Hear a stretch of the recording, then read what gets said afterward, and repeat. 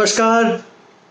आप इंतज़ार कर रहे होंगे मेरा समावर्तन ऑडियो विजुअल मैगज़ीन के 5वें अंक का आप इंतज़ार कर रहे होंगे। मैं हाजिर हूँ। बाहर बारिश हो रही है। बड़ा ही सुहाना सा मौसम बन गया है। मैं उम्मीद करता हूँ कि जिस तरह से ये पेड़ अब फिर से एक नई हरियाली पकड़ रहे हैं, आपका जीवन भी उमंग से भर जाए, खुशी से भर जाए, खुशबुओं से भर जाए। हमारे इस 5वें अंक की शुरुआत हम करेंगे रमेश चंद्र शाह जी के साथ। मैं रमेश चंद्र शाह जी से विनम्र विनंती करूंगा कि वो आएं और अपनी कविताएं आपको परोसें। मित्रों, मैं 2 कविताएं आपके सामने प्रस्तुत कर रहा हूं। एक का शीर्षक है चंडीदास के गांव में। ये मेरे जीवन की एक अद्भुत घटना है। जब मैं गया वहाँ चंडीदास के गांव में और मुझे बताया गया यही पत्थर है जिस पर रानी धोबन बर्तन नहीं कपड़े पटकती थी, धोती थी। चंडीदास के गांव में घाट वही है, बाट वही, और तो और रानी धोबन नित जिसे बरतती रही, काठ तक वही। शिलीभूत छू छू कर जिसको द्रवीभूत होने की कोशिश करते हम सैलानी। मंदिर यही, मंदिर यही, यही वह विग्रह। हाँ, पर जिस दिन दिखी अचानक यही मूर्ति मंदिर के बाहर, वहाँ खुले में चलती फिरती, उस दिन की पूजा क्या और दिनों से अलग नहीं थी? रूप चाहिए, रूप और आँखें भी। रूप और आँखों का संगम हो तो ऐसा, आँखें ही बन जाए सहज पाँखें भी। कैसा मैल छुड़ाया उसने, तार तार हो गए आवरण एक साथ। सब कहीं, सबके ऊपर है मनुष्य का सत्य, और उसके ऊपर कुछ नहीं। शोबारों पर मानुष सत्य, तारों पर नाय। कैसे इतना बड़ा दांव तुम लगा गए कोरे मनुष्य पर? कैसी विकट पहेली तुम रच गए इस तरह अपने अनजाने ही? तुम्हें क्या पता, तुम्हें क्या पता कैसे कैसे लोग इसी में कैसे कैसे रंग भरेंगे अपने मनमाने ही। दूसरी कविता कविता के ही बारे में है। कविता जी खुद बोल रही हैं, सुनिए क्या कह रही हैं कविता। दिन में ही तारे दिख जाते, दिन में ही तारे दिख जाते, भूली अपनी ही जुबान है। घमासान है भीतर बाहर, कविता जी का इम्तहान है। कहाँ है दुनिया, प्यारी दुनिया, कविता जी की न्यारी दुनिया? मानसरोवर, मेरू, हिमालय, रोम, बनारस, कुस्तुनतुनिया।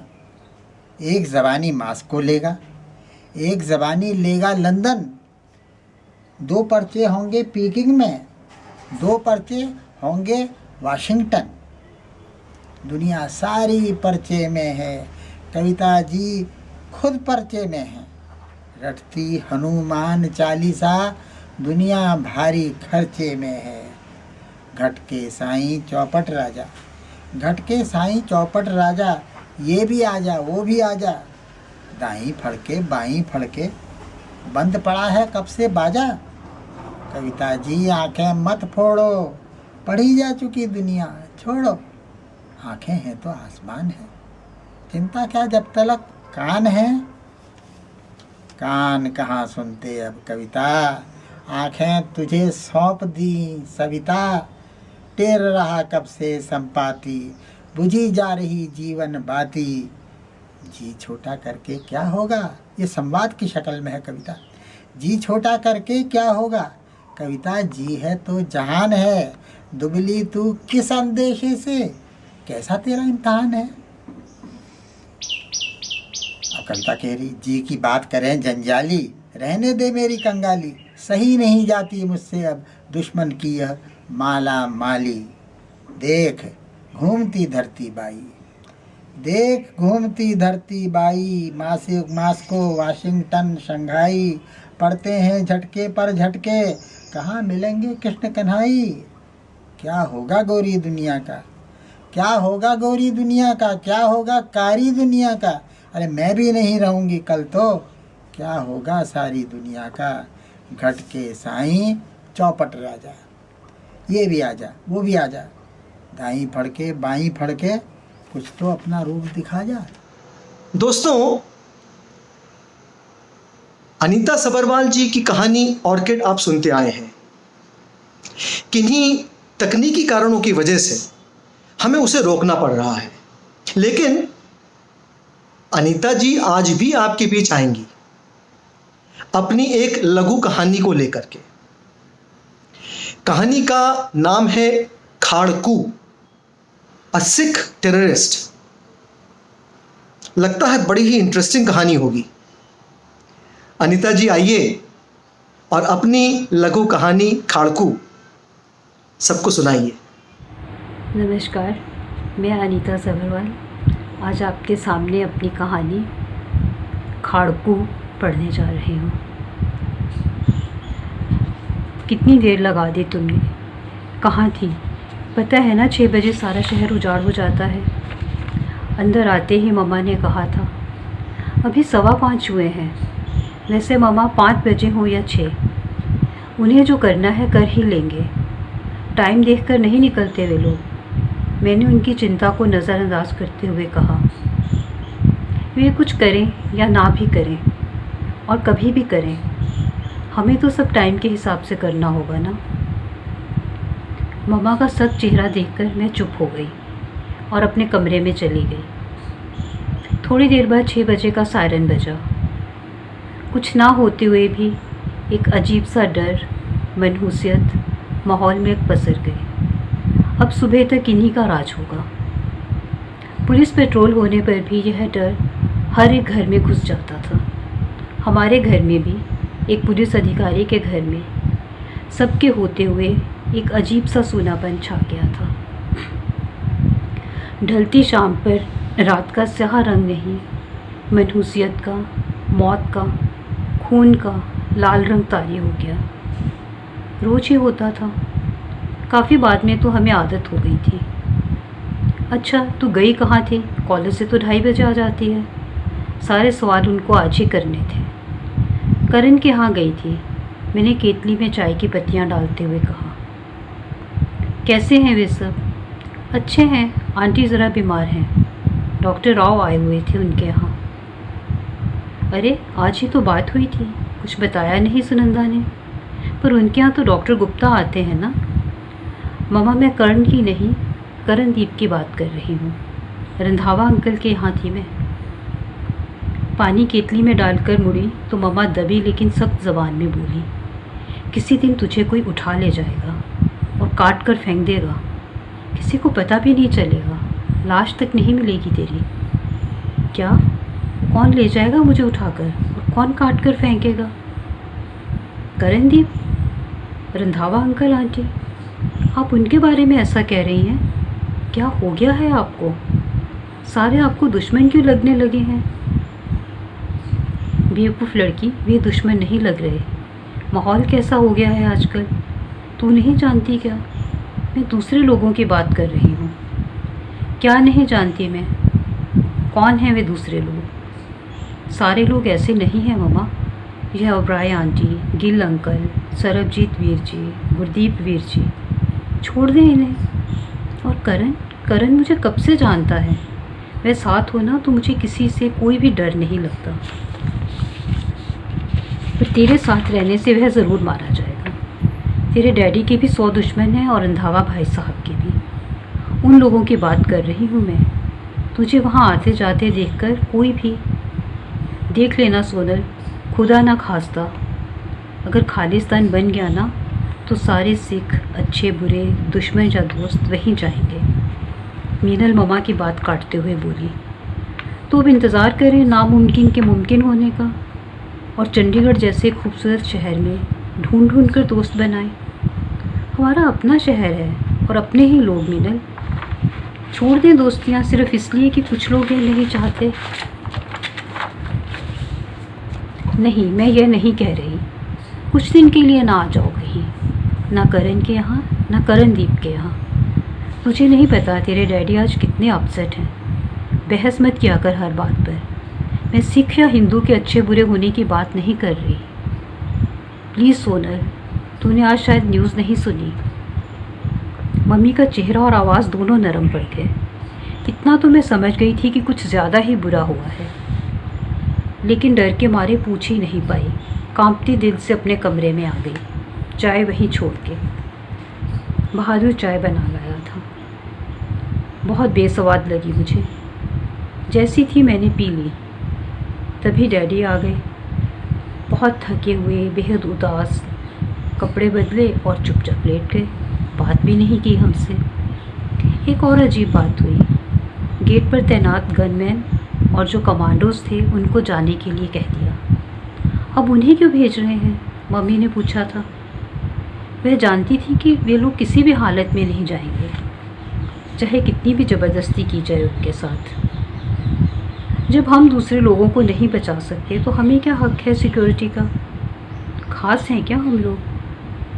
आप हैं तो लोग सिक्योर फील करते हैं, आपको इसी बात की तनख्वाह मिलती है। यह सुविधा नहीं, सुरक्षा है। आपकी जान को खतरा है। दिन भर आप फील्ड में रहते हैं। वे चुपचाप मम्मा को देखते रहे। तभी मुझे असल बात पता चली थी। जब मैं करण के घर पे थी, उसी वक्त रोपड़ जाने वाली बस रोक दी गई। उसमें से सारे लोगों को, यात्रियों को नीचे उतारा गया। हिंदू और सिख अलग अलग लाइनों में खड़े कर दिए गए और फिर हिंदुओं को गोलियों से भून दिया गया। डैडी वहीं गए थे फोर्स के साथ, एक सख्त और अनुशासन प्रिय पुलिस ऑफिसर, लेकिन बेहद भावुक। मम्मा इसीलिए परेशान थी। वहीं से उन्होंने फ़ोन किया था कि हम दोनों बहनों को घर से बाहर ना जाने दें, और बाहर हैं तो घर बुला लिया जाए। पर वे हमारे साथ पढ़ने वाले हैं, हमारे अपने हैं मीनल, वे थोड़े हमें कुछ कहेंगे। One must be careful. आजकल ब्रेन वॉश होते देर नहीं लगती, कब कौन बदल जाए। तू ना चुप रहा कर। तुझे पता है ना, डैडी का नाम हिट लिस्ट में है। पता थी यह बात मुझे, और मैं बड़े गर्व से सबको बताती थी। और आज कितना डर गई थी। यह गर्व की बात थी या डर की? ओ गॉड, हैव मर्सी। मैंने छाती पर क्रॉस बनाया। अब मैं तो भगवान को इसी तरह याद करती हूँ बात बात में। कभी शिव जी की डेकोरेटिव मूर्ति के सामने सिर झुका लेती हूँ, तो कभी करणदीप की मम्मी द्वारा दी गई नानक देव जी की शीशे में रखी छोटी सी तस्वीर के सामने। मैं तो नाडा साहब भी जाती हूँ। सभी ने मेरी मदद की। किसी भगवान ने यह नहीं सोचा कि मैं कभी किसी को याद करती हूँ, कभी किसी को। क्या भगवान या वाहेगुरु मेरे साथ भेदभाव करते होंगे? मुझे तो ऐसा नहीं लगता। उस रात पहली बार मैं आतंकवाद को लेकर संजीदा हुई थी। कभी मैं पड़ोस में रहने वाले गुरदीप भैया की पंटाइन बीवी को याद करती, तो कभी रानी दीदी के सिख पति को। क्या कहीं कोई फ़र्क था? और करणदीप, उससे सिर्फ कॉलेज की दोस्ती नहीं थी मेरी। उसके डैडी रंधावा अंकल डैडी के पुराने दोस्त थे। पारिवारिक ताल्लुकात थे हमारे। वे विजिलेंस में थे। और अंकल खूब हट्टे कट्टे, खूब हैंडसम और स्मार्ट। मैं हमेशा करण से कहती, तो अपने डैडी जैसा क्यों नहीं है? अंकल, इसे भी ढंग से पगड़ी बांधना सिखाओ ना। या आप जैसा स्मार्ट क्यों नहीं लगता? अच्छा सोनल, अगर मैं डैडी जैसा स्मार्ट दिखूं तो मुझसे शादी कर लेगी? Shut up. तेरे से शादी? पागल हूँ क्या मैं? अपनी दाढ़ी मूछ, लंबी जुल्फ़ें, इसे सरदारनी के लिए संभाल कर रख। आंटी हंसती रहती, अंकल बड़े प्यार से मुझे देखते। मैं सकपका सी जाती। पल भर के लिए सभी के मन में ज़रूर कुछ आता था। आता ही होगा, तभी तो इस बात का कोई जवाब ना देकर सभी मुस्कुराकर रह जाते। अंकल और डैडी की तरह हम दोनों भी अच्छे दोस्त थे, बस और कुछ नहीं। मेरा बेस्ट फ्रेंड करणदीप सिंह रंधावा। अब मजहब को या डर को बीच में लाकर इन लोगों को छोड़ सकते थे हम? कभी नहीं। सुबह पेपर में यही मेन न्यूज़ थी। खाड़कुओं ने 22 लोगों को भून डाला था, खास संप्रदाय के लोगों को। अब अगर सिख या मुस्लिम या ईसाई होते ना, तो साफ साफ लिखा होता, हिंदुओं ने इतने सिख मार दिए या इतने ईसाई। और अब देखो, इनका नाम तक नहीं, जबकि ये आतंकवादी हैं। मामा को हमेशा गुस्सा आता था इन बातों पर, और अब तो मुझे भी आने लगा। पर यह खाड़कू क्या हुआ? वे कहते हैं उन्हें खाड़कू कहा जाए। क्यों? मुझे नहीं पता, अब चुप करो। मामा कुछ खींच गई थी। उन्होंने मुझे कॉलेज आने से मना किया, पर मैं नहीं मानी। मैं देखना चाहती थी कि जिन्हें मैं अपना समझती हूँ उन्हें कितना दुख है। डैडी के मन में क्या था मुझे नहीं पता, पर उन्होंने मुझे कॉलेज आने से रोका नहीं, कड़ी सुरक्षा में भेज ही दिया, उनकी अपनी पुलिस जीप में, जिसमें मैं कभी नहीं जाती थी।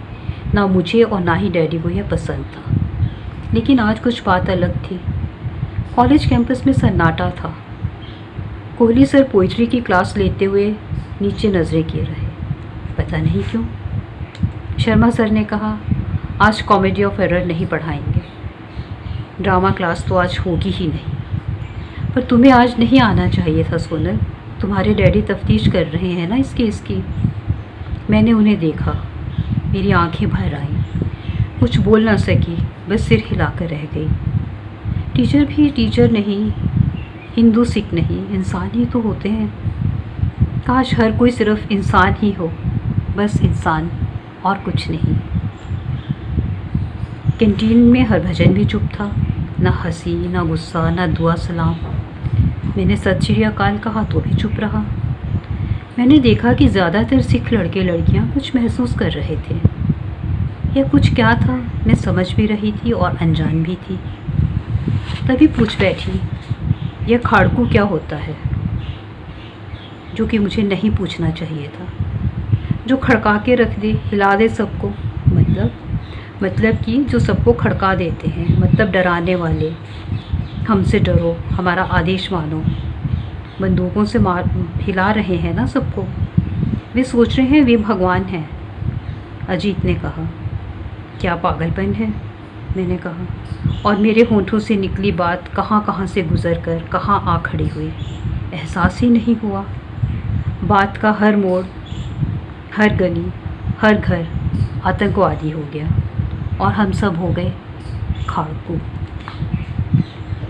तो तुम्हारी आरएसएस, अयोध्या की राजनीति, वीएचपी, यह क्या है? वे लोगों की हत्या नहीं करते। अगर वे कुछ गलत करते हैं तो हम उन्हें गलत कहते भी हैं। तुम नहीं कहते, ऐसा कह ही नहीं सकते। हमारी कौम की खासियत है ये, और तुम्हारी कौम की कमज़ोरी। नीना ने जवाब दिया। शायद उसे समझ नहीं आ रहा था कि वह क्या कह रही है। शायद वह अपनी बात समझा नहीं पा रही थी। तुम भी हो खाड़कू अजीत? क्या कह रही हो तुम? सिख हो ना तुम भी? मुझे भी पता नहीं क्या हो गया था। बेवकूफ़ लड़की, सारे सिख खाड़कू होंगे क्या? पर अजीत, सारे खाड़कू तो सिख ही है ना। सब चुप थे। मुझे नहीं पता था कि बात का रुख बदल जाएगा। अब 3 ग्रुप बन गए, एक खाड़कुओं के विरुद्ध, एक फेवर में, और एक चुप डरा सहमा। जो विरुद्ध थे उनमें हिंदू सिख लड़के लड़कियां दोनों थे। जो डरे सहमे थे उनमें भी दोनों थे। जो फेवर में थे उनमें सारे सिख थे। मम्मा ठीक ही कहती हैं, सब एक ही हैं अंदर से। करण शर्मिंदा था, सबको चुप कराता रहा। जब हरमिंदर साहब पर हमला करवाया तब भी तो ऐसे ही बोली थी। रुपिंदर कौर लड़ने के अंदाज में बोली।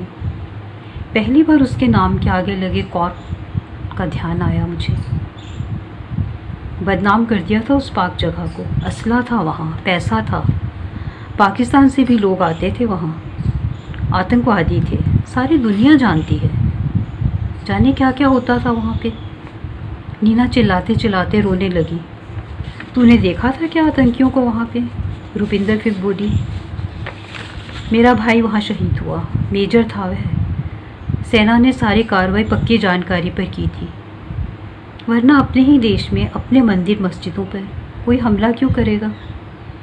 उसके गालों के आंसू रुपिंदर से देखे नहीं गए। सॉरी नीना। अब बात यहाँ भी ख़त्म हो सकती थी, पर हुई नहीं। करण मुझे खींचते हुए बाहर लाया। पीछे पीछे हरभजन भी आया। पुत्र, तू कुछ दिन कॉलेज ना आ ताहीं चंगा। मैं बाहर आकर 6 कमांडो वाली जिप्सी में बैठ गई। उनमें 3 सिख थे। मेरा दिल धड़कने लगा। पहली बार ऐसा हुआ था। फिर कुछ दिन मैं कॉलेज ही नहीं गई। डैडी सुबह चले जाते और जब तक आ नहीं जाते हमारी सांसें रुकी रहती। इसी बीच रुपिंदर और अमरजीत घर भी आए। सोनल, हम क्यों उलझ गए थे उस दिन इन बातों में? ऐसे ही रिश्ते बिगड़ते हैं, हम तो उनमें से नहीं। अमरजीत ने भावुक होकर कहा, मैं पागल हूँ अमर। दरअसल कभी कभी उन लोगों पर आया गुस्सा और मरने वालों का दुख ऐसे ही कहीं निकल जाता है। हमारे सारे गिले शिकवे दूर हो गए थे। अब बदमाश किस्म के लड़के दहशत फैलाते फिरते। कई भिंडरा वाले खड़े हो गए थे मोड़ मोड़ पर। पुलिस ऑफिसर वर्मा अंकल को उनके घर में ही गोली मार दी गई। हम बहुत डर गए थे। सारा दिन रोते रहते। बहुत अच्छी दोस्ती थी हम दोनों में। पुलिस ने सख्ती बढ़ा दी। रोज़ एक नया मिशन, एक नया ऑपरेशन। हज़ारों लोग पकड़े गए। एनकाउंटर भी हुए। जिस पर भी शक हुआ पकड़ लाए और डाल दिया जेलों में। मासूम भी पकड़े गए, अपराधी भी आए गिरफ्त में। वे भी पकड़े गए जो ज़बरदस्ती घरों में घुसते, खाते पीते और उसी घर की जवान लड़कियों को माँ बाप के सामने बंद कमरों में ले जाते। हज़ारों बार मरते होंगे वे माँ बाप। अगर पुलिस के पास मुखबिर थे तो खाड़कुओं के पास भी थे। यह सब करने वाले कई बार तो पुलिस के ही आदमी होते थे।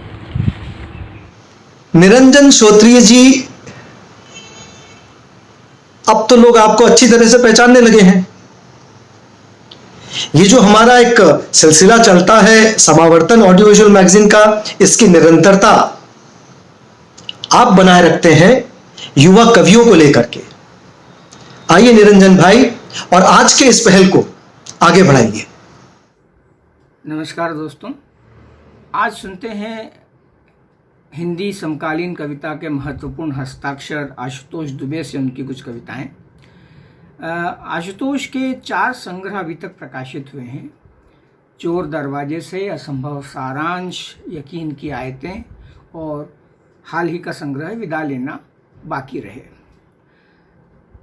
आशुतोष दुबे बहुत से महत्वपूर्ण पुरस्कारों से सम्मानित कवि हैं, जिनमें माखनलाल चतुर्वेदी पुरस्कार, केदार सम्मान, रजा पुरस्कार और वागीश्वरी सम्मान। आशुतोष दुबे की कविताओं को यदि आप देखेंगे तो आपको लगेगा कि घनीभूत संवेदनों के कवि हैं, जिनकी निगाहें मूलतः मानवीय रिश्तों पर है। वे रिश्तों को संवेदना की फ्रेम में जकड़ कर रखने वाले एक महत्वपूर्ण कवि हैं। तो आइए दोस्तों, सुनते हैं आशुतोष दुबे से उनकी कुछ कविताएं। नमस्कार। समालोचन के लिए प्रस्तुत कर रहा हूं कुछ कविताएं। ये कविता है विरुद्ध। एक दिन शिलालेखों में खुदे हुए शब्द अपनी इबारत के खिलाफ चले जाते हैं। चट्टानों को दाढ़ों की तरह खोखला करते हुए भीषण आवाज के साथ गिरता है काल का जल। कलम वही रहती है, हाथ की पकड़ भी वही, पर भीतर ही भीतर बदलती रहती है हस्तलिपि, नमूने के हस्ताक्षरों के खिलाफ होती हुई। पथरीलेपन से ऊब कर एक छोटा पत्थर गुपचुप पानी में घुलता रहता है। विस्मृति के डंक को निर्विष करती हुई नीम फूलों की गंध सहलाती है एक निर्जन समाधि स्थल का अवसाद। किसी वृक्ष से कान लगाकर सुनने पर सुनाई देता है निर्वासन के विरुद्ध किसी पर्व पर नदी को जाती हुई स्त्रियों का गीत। हर शीत के विरुद्ध होती है आग तापते हुए हड्डियों में धंसती एक किस्से की आंच। ये कविता है कुछ दूर चलने के बाद। कुछ दूर, कुछ और दूर, नंगे पैरों चलने के बाद दुख का दम भी फूल जाता है। कुछ दूर, कुछ और दूर, नंगे पैरों चलने के बाद दुख का दम भी फूल जाता है। वह भी किसी पुलिया पर बैठकर सुस्ताता है। कोई कुछ कहने लगता है, तो उसे सुनने में उसका मन बहलने लगता है। वह उतना दुख नहीं रहता, अपनी एक आती जाती याद हो जाता है।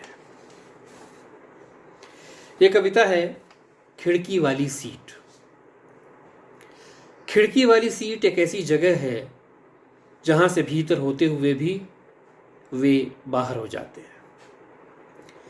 फिर न भीड़ देख पाते हैं, न धक्का मुक्की, न कसमसाते पिसते मुश्किल से खड़े हो पाते लोग, न पसीना, न गंध, न गर्मी। वे पीछे भागते हुए पेड़ों को देखते हैं और हरे भरे खेत, पहाड़, आसमान, धूप, छांव, हरियाली, उनकी दुनिया ही कुछ और हो जाती है, उनकी यात्रा ही कुछ और होती है। हवा में उनके बाल धीरे धीरे उड़ते रहते हैं। खूबसूरत दृश्यों से भी वे ऊबते हैं और ऊँघने लगते हैं अंततः। खिड़की वाली सीट एक ऐसी जगह है जो कुछ लोगों के लिए तय रहती है, हर जगह। यह कविता है धावक। तेज दौड़ता हुआ धावक कुछ देख नहीं रहा था, सिर्फ दौड़ रहा था। तेज दौड़ता हुआ धावक कुछ देख नहीं रहा था, सिर्फ दौड़ रहा था। उसके पीछे कई धावक थे, उससे आगे निकलने की जी तोड़ कोशिश में। अचानक वह धीमा हो गया। अचानक वह धीमा हो गया, फिर दौड़ना छोड़कर चलने लगा, फिर रुक गया, फिर निकल गया धीरे से बाहर, बैठ गया सीढ़ियों पर। जो कभी उससे पीछे थे, बंदूक की गोली की तरह सनसनाते दौड़ते रहे, उसे देखे बगैर एक दूसरे को पीछे छोड़ने की कोशिश में। उसने पहली बार दौड़ को देखा, दौड़ने वालों को देखा, दौड़ देखने वालों को देखा। उसने पहली बार अपने बगैर मैदान को देखा और पहचाना। ये कविता है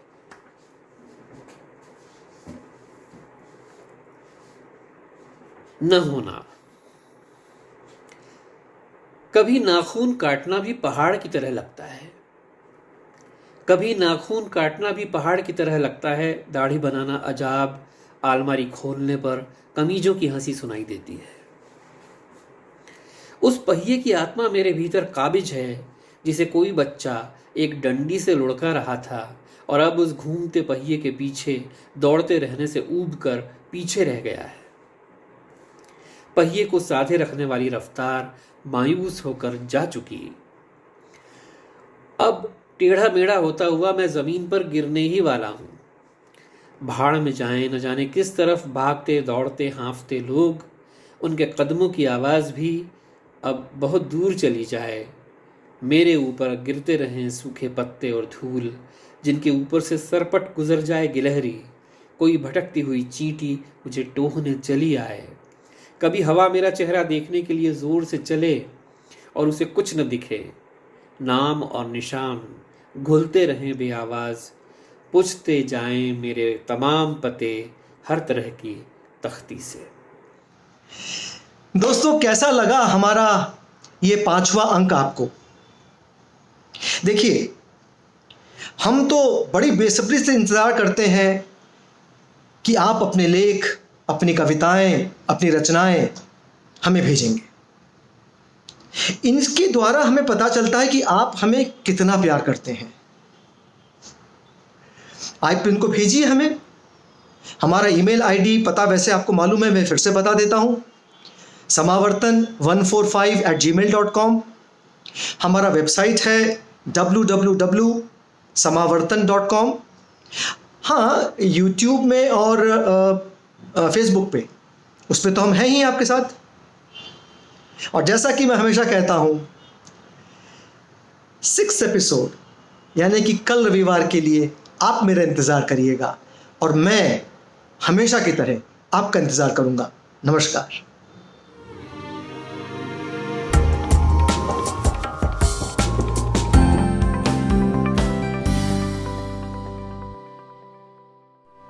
इस वीडियो के नीचे डिस्क्रिप्शन बॉक्स में चैनल का लिंक दिया हुआ है, आप उस पर क्लिक करके समावर्तन चैनल तक पहुंच जाएंगे। वहां पर चैनल को लाइक और सब्सक्राइब कीजिए और हाँ, कमेंट बॉक्स में अपने महत्वपूर्ण कमेंट ज़रूर कीजिएगा।